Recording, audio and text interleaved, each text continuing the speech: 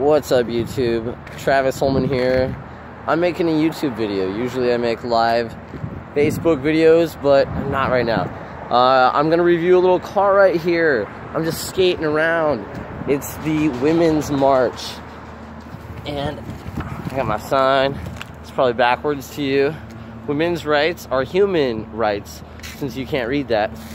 Anyway, right here we have a really cool car. It is the Cobalt SS from Chevy. Fun thing about this car, it's supercharged. So you think, okay, it's just a little econo thing, right? 30 miles per gallon, which 30 miles per gallon is okay in 2018, but pretty good all in all for a performance car.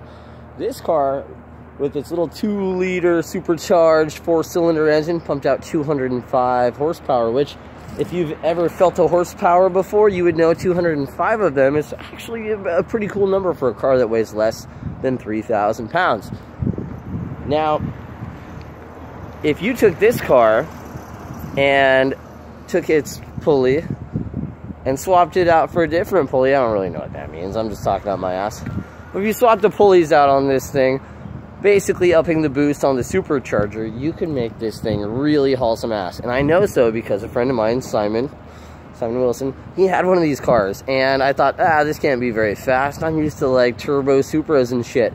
Guess what? This thing made me pee a lot, and it was a very fast car. Now, so what Chevy did though, on their own, they were like, hey, this is a cool fast car, but superchargers are only so efficient. Why? Because they are drawing power from the engine to make power, whereas a turbocharger takes wasted energy, wasted exhaust, builds pressure up, and boom, sends it into your manifold, more power. How does that work? No one else knows either. It doesn't matter. They switched the supercharger for a turbocharger, and shit was legendary.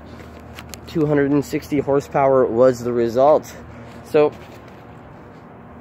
the cool thing about turbos, you can get, you can get a manual boost controller, but you go ahead and you spend a couple dollars, you get an electronic boost controller, and all of a sudden,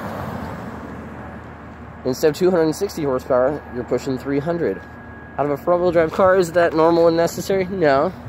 But hey, if I got this car for, this isn't your run-of-the-mill $2,500 car, I'm not gonna lie. But if I got a bargain price on one of these cars, I would love to make it really fast. I would take the wing off, I would give it the European treatment and take off all of the badges, so it just looks like a regular shitty Cobalt. And look at this, this is a 10-year-old car. The paint and the clear coat's coming off, the seats are all turned to shit, but guess what?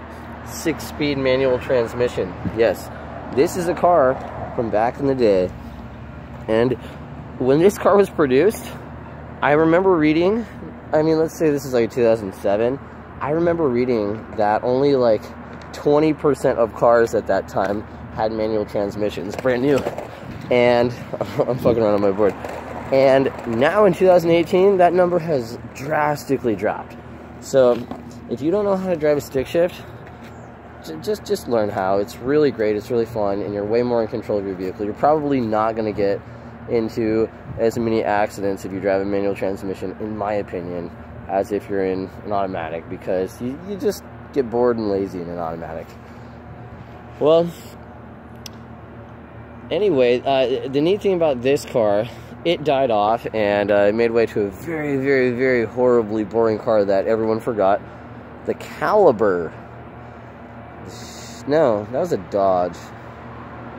Yeah, nah, see? This car just died. It turned into the Cruise. I was thinking of the SRT4. Anyway, yeah, this car just died. The Cruise, they had a little turbo model, but it was the Eco model. So the engine from this car, however, lived on. It lived on in a bunch of vehicles, including the new Camaro has a turbo 4-cylinder. Guess which one? The Cadillac ATS has a turbocharged 4-cylinder. Guess which one? The CTS turbo. All of Buick's turbocharged lineup, pretty much. So, all in all, this car paved way to, a future generation of economical cars that also make a reasonable amount of power. and pretty everyday cars as well. And that one's a little hyped up with its stupid little wing and all that shit.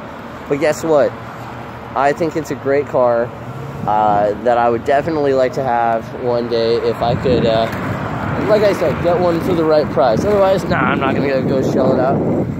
I'd rather have my E30 BMW and have that running and driving than a Chevy Cobalt. But anyway, I hope you enjoyed.